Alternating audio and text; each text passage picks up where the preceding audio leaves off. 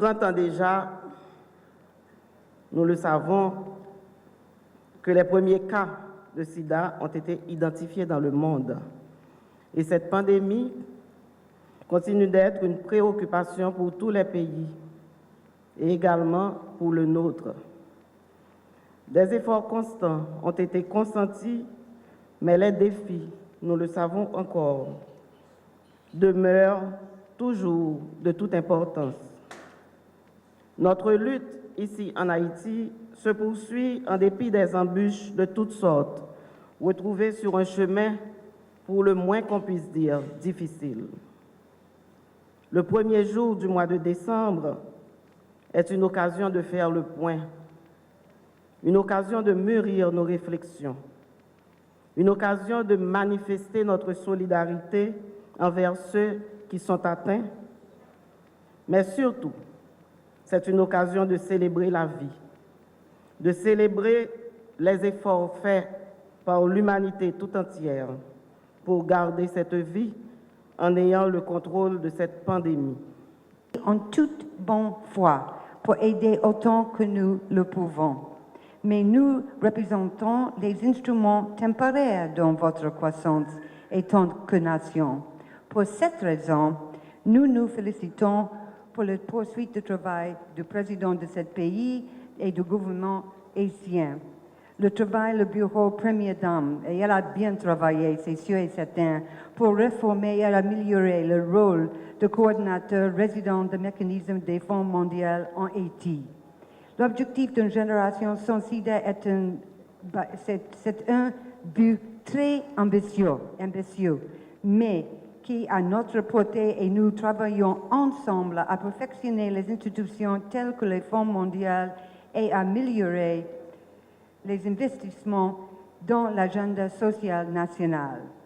Ça, c'est important à souvenir. La prévalence de VIH parmi les femmes enceintes ici en Haïti a basé à 6,2 personnes en 1993 à 2,7 personnes en 2009. Haïti est sur la voie d'éliminer la transmission de mère en enfant. Une génération sans sida est possible. Les États-Unis demeurent déterminés à jouer un rôle de leader dans la réponse mondiale du sida et particulièrement ici en Haïti. Bien sûr, c'est à côté le ministère de la Santé et la Première Dame, nos partenaires forts. Je voudrais dire en créole quelques mots, si vous permettez-moi. Vous savez que mon créole n'est pas le meilleur du monde, mais quand même. C'est ça que je voudrais dire. Faut que nous fassions ça tout bon vrai comme ça, n'a pas. Ensemble, n'a collaboré pour Sida Kaba. Le 1er décembre ne sera jamais pour nous une date comme les autres. Elle nous rappelle l'impact de la maladie dans nos familles et dans nos communautés. Elle est aussi devenue aujourd'hui la journée de l'espoir, la journée de l'engagement, la journée de la solidarité humaine. Le sida n'est plus une tragédie. La tragédie, c'est de regarder autour de soi et de ne voir personne. La tragédie, c'est de ressentir le rejet et la peur chez les autres. La tragédie, c'est pour une mère d'avoir son bébé dans le bras et de savoir qu'elle aurait pu naître sans le virus si seulement elle avait su. La tragédie, c'est d'être le témoin de la mort d'un être cher qui aurait pu. Oui, le sida a un visage. Des visages que nous connaissons et pour qui nous avons l'obligation de changer notre manière de nous comporter, notre manière d'aimer. Il nous faut penser autrement pour pouvoir agir autrement, car partout où l'éducation des enfants constitue une problématique, il y aura le sida. Partout où les besoins sociaux de base ne sont pas comblés, il y aura le sida. Partout où il y a violence, il y a viol, il y aura le sida.